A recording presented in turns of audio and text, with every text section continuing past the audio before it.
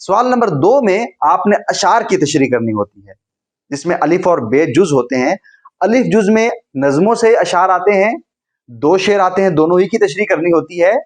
4 number अशार की तशरीह के होते हैं और 2 नंबर शायर और नज़म के नाम के होते हैं। तो कुल मिलाकर अलिफ जुज के 10 नंबर हुए। इसी तरह से बेजुज के भी 10 नंबर होते हैं।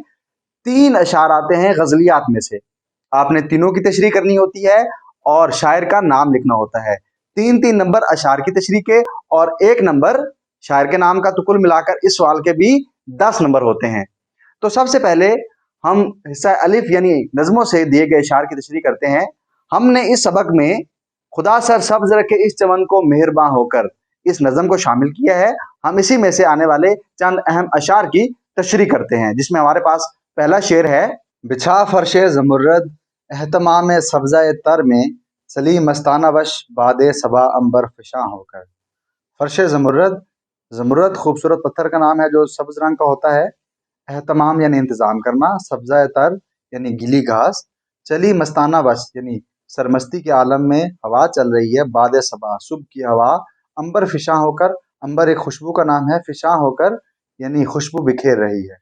इस शेर में शायर बारिश के बाद आने वाले खूबसूरत मंजर की मुरक्का निगारी करता है।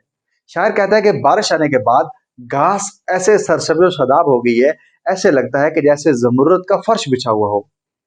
ये आलम, ये समा है कि हर तरफ गीली घास है और हवा ऐसी साफ और शफाफ और खुशबूदार हो गई है कि जैसे अंबर किसी ने बिखेर दी हो। अंबर एक खूबसूरत खुशबू का नाम है।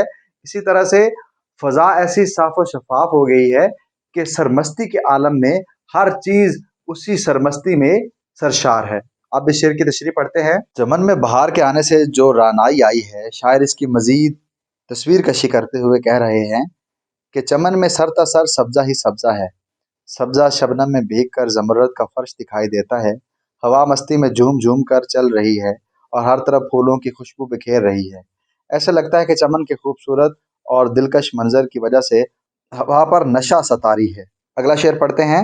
अरूजे नशे नशुनुमा से डालियां झूमी, तराने गाए मुर्गाने चमन्ने शाद माँ होकर। नशा नशुनुमा यानी आगे बढ़ने का शौक, परवरिश पाने की जद्दोजहद, परवरिश पाने का नशा।